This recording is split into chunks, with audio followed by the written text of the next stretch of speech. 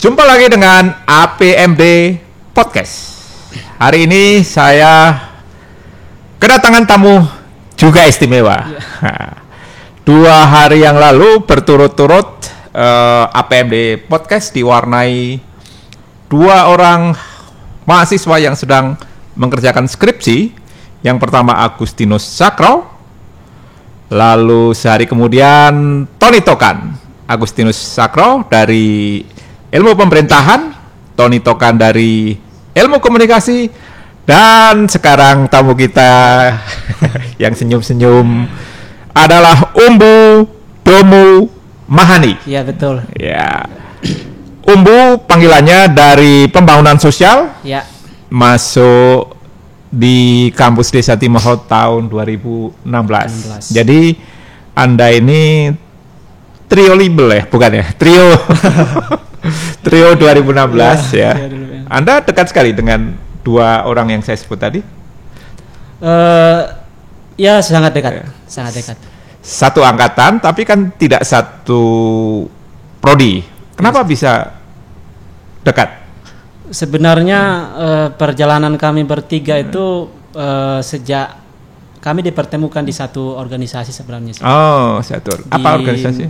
Organisasi pertama itu di LPM Teropong. Itu kami sama-sama masuk di tahun 2016 juga.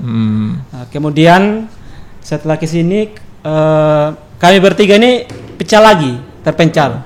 Yang saya ini jadi ketua jurusan di Pembangunan Sosial, si Tony di Komunikasi, dan Sakro itu di di LPM, masih tetap di LPM, tapi sebelumnya kan dia masih sempat jadi ketua di UKM Katolik.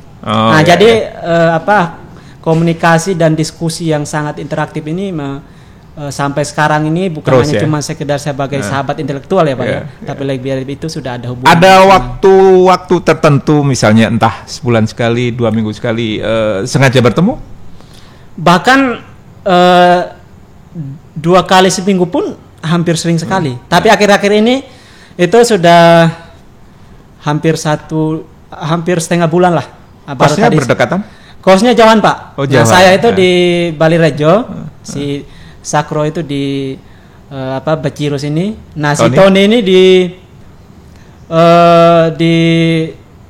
Selokan Mataram kesananya lagi dia. Jadi kalau ketemu itu biasanya ketemunya di titik tengah lah Pak. Kalau bukan di APMD depan, bisa nanti silaturahmi di kos saya atau di kosnya Sakro ya, ganti-gantian lah Pak.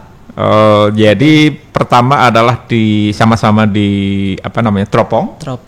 Lalu kemudian berpencar, Tony Tokan jadi ketua Imako. Lalu Anda jadi ketua Imatri lah. Lalu Sakro ketua di Himpunan Mahasiswa Katolik ya? Katolik, dia di UKM Katolik. Sebelumnya, setelah itu dia kemudian masih tetap menjadi ketua LPM Teropong. Itu bareng sama-sama ketua gitu. Iya. Jadi Anda bertiga ini ketua semua ya? Ya, waktu itu ketua semua. Ya, saya berdoa semoga tidak lulus di sini ketuaan ya. Ya, Anda bertiga ini jangan-jangan saya menduga Anda ini ada persekongkolan intelektual. Bertemu bertiga ini karena elit-elit tuh. Oke, itu bercanda. Baik.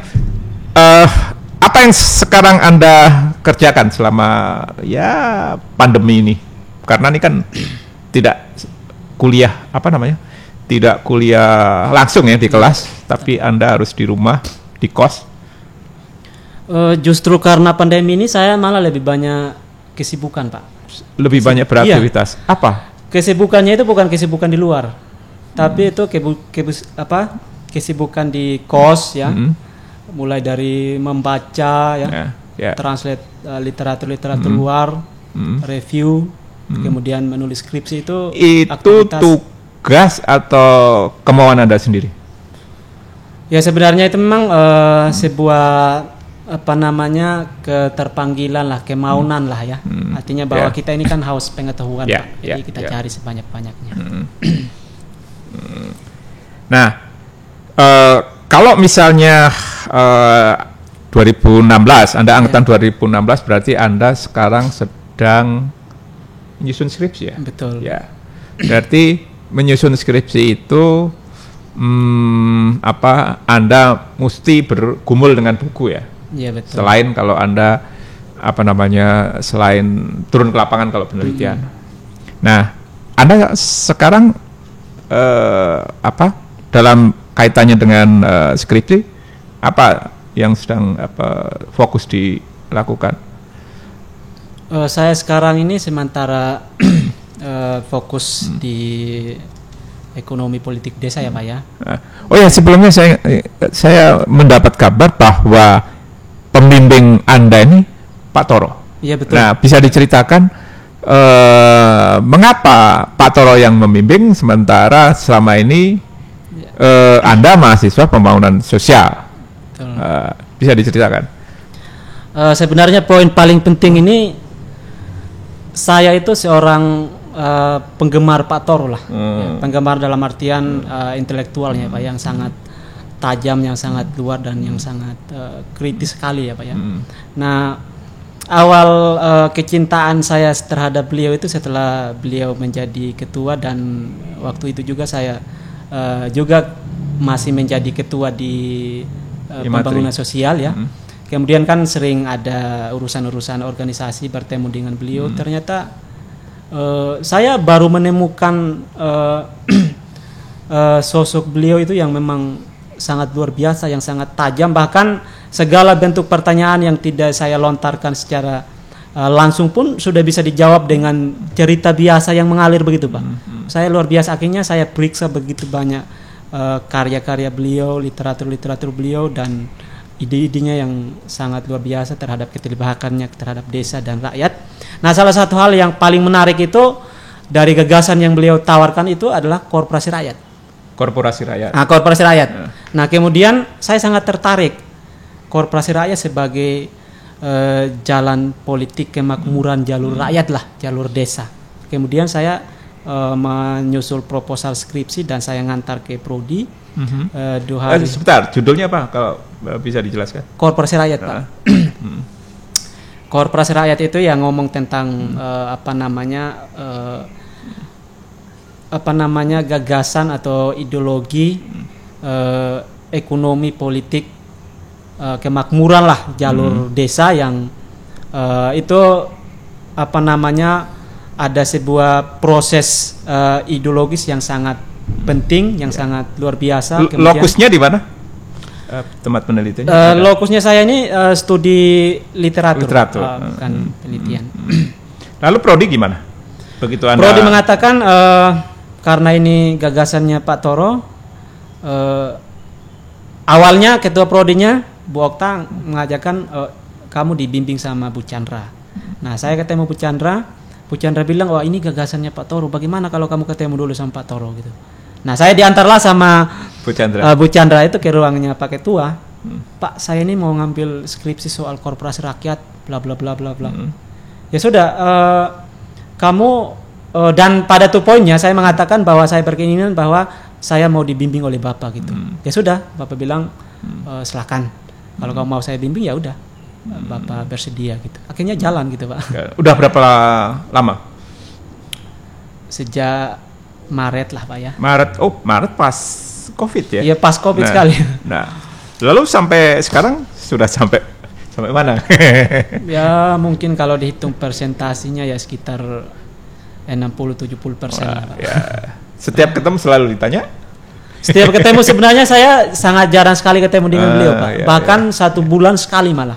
Saya kan konsulnya per bab Pak. Jadi 3 bab itu saya langsung datang, serahkan beliau, dibaca, kemudian lanjut lagi. Nah, Om Bu bisa jelaskan tidak saja kepada saya tapi juga kepada pemirsa podcast APMD ini, kenapa Anda tertarik dengan korporasi rakyat?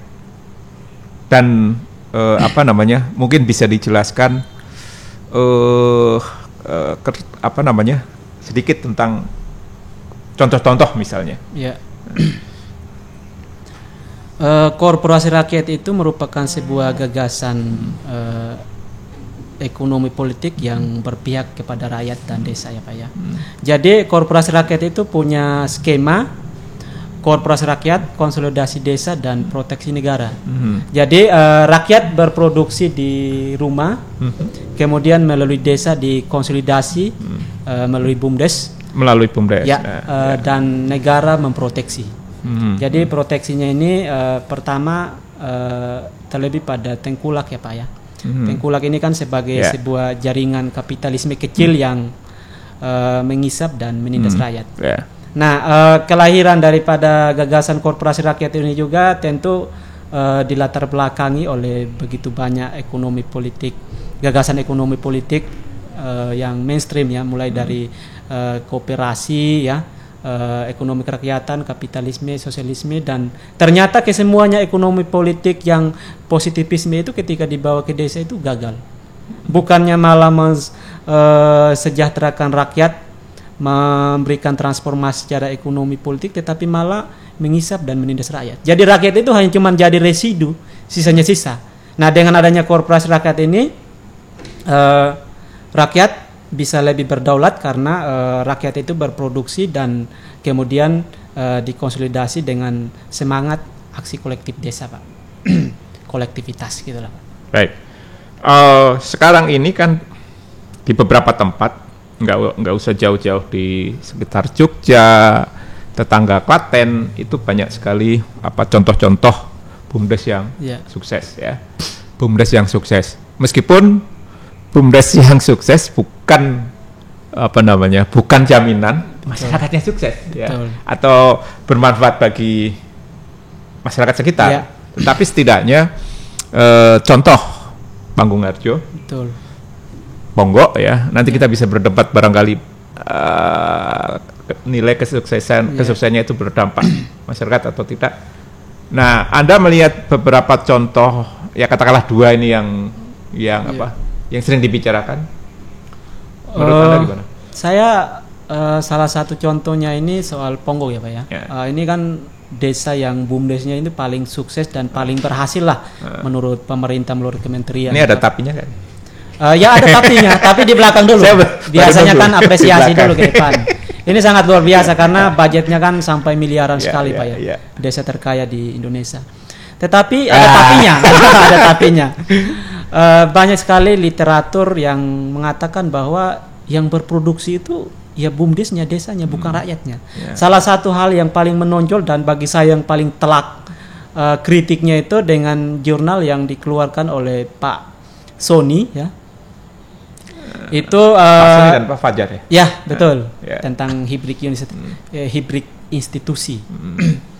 Ketika dia meneliti yang dikatakan sebagai desa yang BUMDesnya paling maju dengan penghasilan dan budget yang luar biasa, ternyata orang susah itu masih terlalu banyak. Bahkan orang itu tidak terakomodasi gitu ya dengan kekayaan yang begitu besar. Orang malah beranggapan bahwa kami tidak dapat apa-apa. Yang punya itu orang-orang yang memiliki saham di BUMDes itu sendiri. Nah, pikirnya sama seperti dengan perusahaan pada umumnya gitu Pak. Nah, itu jadi persoalan sekali gitu ketika kita melihat. Ya. Saya pernah suatu saat diajak Pak Toro mau ada diskusi tentang BUMDes di Ponggok. Saya dari sini sudah membawa celana pendek dengan harapan mau foto-foto. Ternyata entah karena apa diskusinya dipindah, tidak jadi di Ponggok tapi di Kabupaten Klaten. Ya, waktu itu yang dibahas sisi positif dan negatif Ponggok ya. Dan Mas kameramen ini juga pernah meneliti di sana ya. Tapi kita tidak akan membahas itu ya. Iya. Kalau Anda melihat Panggung Harjo, Panggung Harjo sebenarnya saya belum terlalu begitu mendalam tapi setidaknya melalui Snapsos itu saya sudah juga membaca juga ya, kalau tidak salah itu melalui BUMDes Panggung Lestari ya kalau nggak salah itu salah satu yang menonjol di sana kan tentang Kampung Mataram ya Pak. Yeah. Nah, yang ingin saya sampaikan, yang ingin saya katakan tentang BUMDes Panggung Harjo ini model korporasi rakyat yang difasilitasi oleh desa ya Pak ya. Nah contohnya Panggung Harjo itu kan ada ada pasar, biasanya itu pasar mingguan atau apalah itu Pak di Kampung Mataram. Nah itu kan difasilitasi oleh BUMDes. Kemudian rakyat bisa menggunakan fasilitas itu untuk berjualan kebutuhan lokal ya, dengan dengan menjual atau mendistribusikan kebutuhan atau yang potensi-potensi yang mereka temukan di daerah mereka sendiri gitu. Ya kalau untuk kita melihat modelnya sebenarnya bagi saya tentu beberapa desa seperti Panggung Harjo, misalnya Gelenggeran ataupun Ponggok itu kan tentu menjadi sangat penting bagi desa-desa lainnya untuk terlebih yang pemula ya Pak ya untuk mengembangkan BUMDes ini. Tentu ketika beberapa desa-desa ini tentu menjadi sangat penting untuk dipelajari, didiskusikan terkait dengan modelnya masing-masing gitu Pak. Ya tentu lain desa, lain potensinya. Iya betul. Dan lain masalahnya pula. Lain masalah. Seingat saya di Panggung Harjo itu selama COVID ini desa atau BUMDesnya juga menyediakan menambah semacam aplikasi ya. Jadi tidak hanya berjualan kita datang ke sana dan langsung, tapi juga dilayani melalui online. Ya. Nah itu ya katakanlah kecanggihan dari teknologi yang di mana desa atau lebih spesifik BUMDes memanfaatkan teknologi. Betul. Nah, tadi Anda bicara tentang keadilan, bicara tentang ekonomi politik. Kalau menurut Anda korporasi rakyat seperti apa yang semestinya dimiliki oleh desa-desa kita di Indonesia mestinya ya. Korporasi rakyat ini kalau kita melihat ini sebenarnya yang paling berkembang itu malah di Cina dengan di Thailand Pak. Di Cina dan di Thailand. Ya, itu betul-betul misalnya di Cina rakyat desa di Cina itu bekerjanya di rumah Pak. Mereka itu berproduksi di rumah ya, di rumah tangga. Misalnya satu rumah ini produksi, misalnya satu desa itu punya berkinian untuk memproduksi motor. Nah rumah tangga satu nanti ada yang produksi ban apa segala.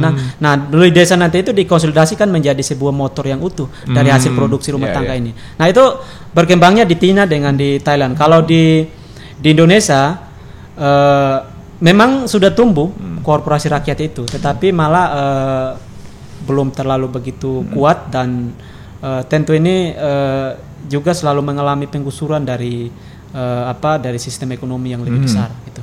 Nah kalau kita melihat sebenarnya kan ada beberapa model juga korporasi rakyat. Misalnya modelnya itu dikonsolidasi oleh desa, kemudian ada yang difasilitasi oleh desa. Ada lagi satu ya saya lupa namanya itu. Nah kalau model konsolidasi ini yang sangat penting. Nah kalau korporasi rakyat itu kan ada jalur mandiri dan jalur konsolidasi. Kalau jalur mandiri rakyat bisa memproduksi, kemudian bisa mendistribusikan secara mandiri baik secara offline maupun online. Kalau yang menjalur konsolidasi ini tentu melalui desa. Nanti rakyat berproduksi kemudian dikonsolidasi oleh desa. Nah yang jalur mandiri itu punya kelemahan Pak. Kelemahannya? Kelemahannya pertama itu akan ada yang namanya kanibalisasi. Kanibalisasi antara usaha. Misalnya persaingan lagi, saling memakan antara perusahaan, antara pengusaha kecil. Sehingga nanti akan muncul satu yang paling kuat dari antara sekian banyak UMKM contohnya kanlah seperti itu. Nanti akan muncul satu yang paling kuat. Yang kedua itu nanti dia sangat rentan sekali dengan yang namanya permainan tengkulak. Nah, tengkulak ketika banyak orang yang menjual produk yang sama, tengkulak itu akan mempermainkan harga.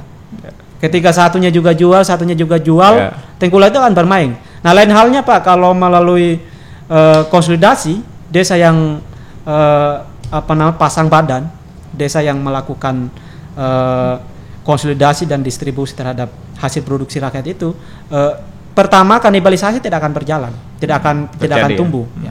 Dan kedua juga tentu akan memotong yang namanya pengaruh tengkulak itu tadi. Nah, itu berarti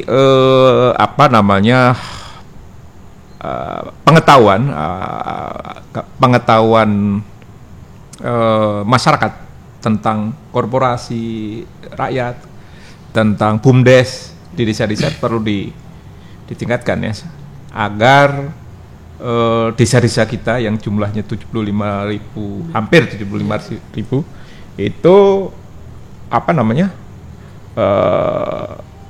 seperti yang Anda ceritakan, mempunyai korporasi rakyat sendiri gitu ya. Ya.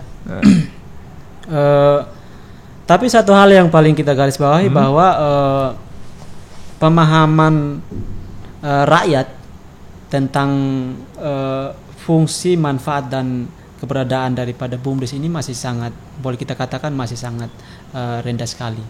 Jadi orang itu lebih suka untuk memproduksi entah apalah gitu ya, kemudian melakukan distribusi secara mandiri tanpa melalui BUMDes itu tadi. Jadi kasus-kasusnya akan muncul seperti yang saya sudah bilang tadi itu tadi. Jadi tentu dengan sekarang ini mulai dengan gerakan-gerakan penyadaran tentang manfaat dan keberadaan daripada BUMDes ini menjadi sangat penting sebenarnya, apalagi dengan kondisi dan situasi krisis ekonomi, krisis kesehatan pada saat ini. Bagi saya ya BUMDes ini bisa menjadi sebuah alternatif ekonomi rakyat yang sangat penting untuk kemudian dikembangkan gitu. Ya, BUMDes di tangan katakanlah orang yang tahu BUMDes dan punya kepedulian, punya keberpihakan, saya kira dia akan menjadi bermanfaat bagi masyarakat. Tetapi kalau BUMDes di tangan ya katakanlah segelintir elit yang hanya untuk kepentingan sendiri, ya BUMDesnya hebat, tapi tidak berdampak pada masyarakat. Ya. Nah, tentu saja banyak contoh ya. Kita bisa melihat contoh BUMDes yang baik, yang sukses. Ada juga BUMDes yang sukses tapi tidak berdampak pada masyarakat. Ya. Betul. Nah, kira-kira setelah Anda selesai nanti, ya entah kapan ya, entah kapan, mau dikemanakan skripsi Anda? Apakah mau menjadi buku, menjadi jurnal? Kalau jurnal itu wajib lah ya. Iya. Akan dibawa kemana tulisan Anda itu?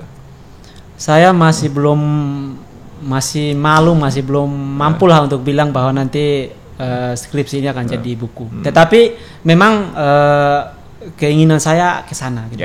Tetapi saya masih perlu untuk kemudian mengembangkan, karena saya tahu bahwa ini masih cukup prematur. Jadi saya perlu untuk mematangkan dengan termasuk menguji teorinya juga, Pak. Persis. Menguji juga teori, karena pada saat ini kan saya menggunakan studi pustaka. Karena dengan hasil ini nanti mungkin sebelum dia jadi jurnal saya harus menguji dulu nanti dia.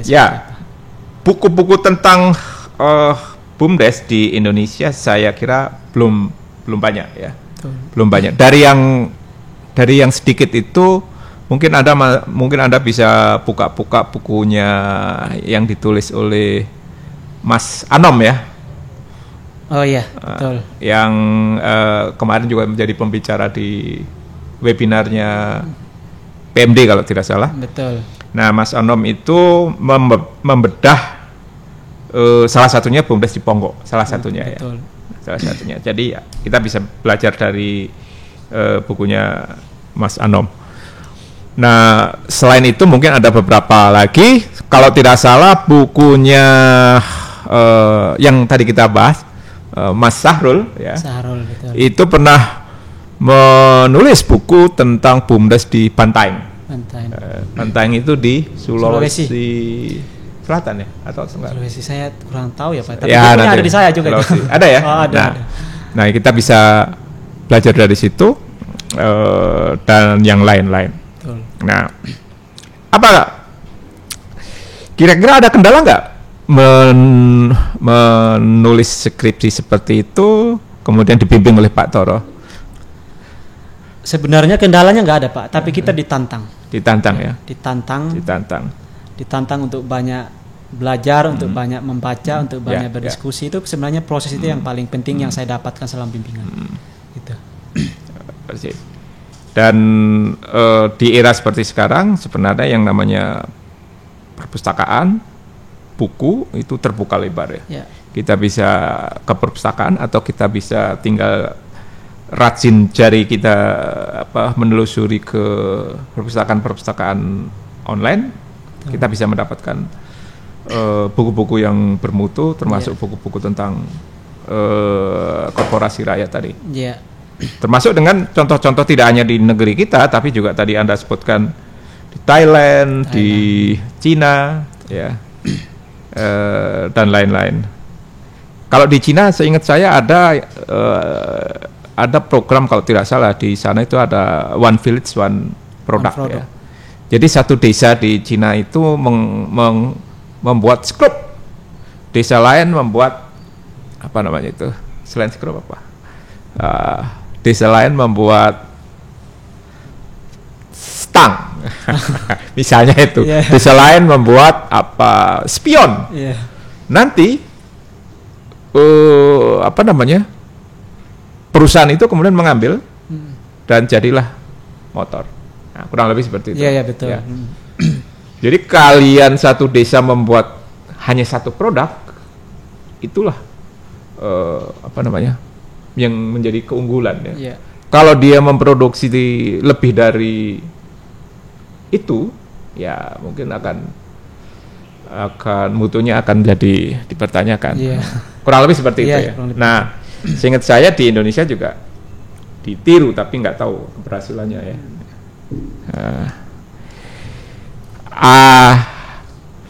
Kembali lagi tentang trio itu ya. 3 kawan ya sama-sama menulis skripsi ya, sama-sama menulis skripsi. Kalau bertemu sering ngobrol tentang skripsi nggak? Kalau bertemu kamu sampai itu, jam misalnya, kamu sampai bab berapa? Kamu gimana? Nah, gitu nggak? Ya kalau bertemu diskusi pentingnya ya soal skripsi. Tapi ada target-target tertentu? Harus selesai semester ini atau? Iya, sebenarnya bertiga itu sama-sama punya target supaya selesai bulan 11 ini. November ya? Ya, tapi ya. Dan target itu kira-kira tercapai nggak? Ya bisa tercapai, bisa tercapai. Tiga-tiganya bisa tercapai Pak.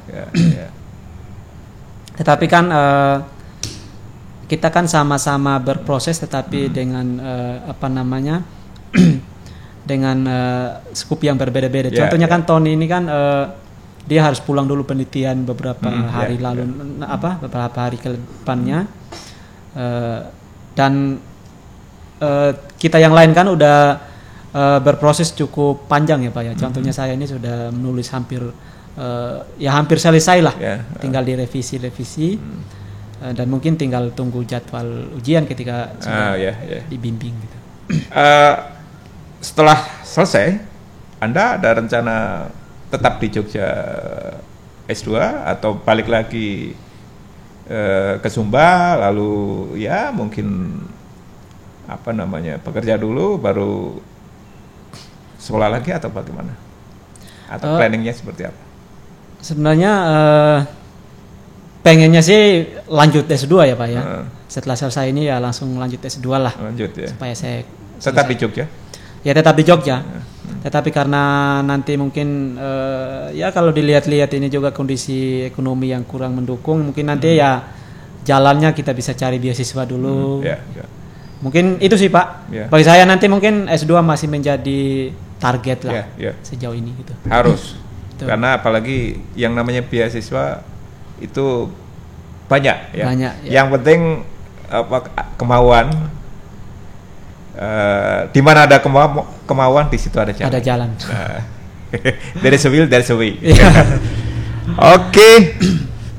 Berbicara dengan salah satu dari trio trio elit trio aktivis di APMD ini bisa sampai pagi, tapi karena waktu yang dibatasi, intinya saya ingin menggarisbawahi bahwa kemauan seseorang ya, dalam hal ini mahasiswa, akan masa depan itu yang menjadi penguat, penyemangat untuk menyelesaikan suatu tugas ya. Dalam hal ini Umbu dan juga Tony dan Agus mempunyai bidang yang berbeda, tetapi mereka satu dalam hal semangat, saling menyemangati, saling menyemangati dan saling mendukung untuk sukses ketiga-tiganya. Saya ucapkan selamat dan terima kasih, segera menyelesaikan skripsinya, lalu sesuai alur yang Anda harapkan, tetap di Jogja melanjutkan S2 atau pulang dulu sebentar. Intinya adalah apapun yang Anda tempuh, saya terutama akan mendukung dan kami semua akan bangga. Terima kasih, Pak. Saya kira itu saja. Terima kasih Umbu, dan terima kasih juga buat Anda pemirsa APMD Podcast. Kita nanti akan jumpa lagi dengan tamu-tamu lain dari APMD dan tamu-tamu lain. Sekian dulu, sampai jumpa APMD Podcast.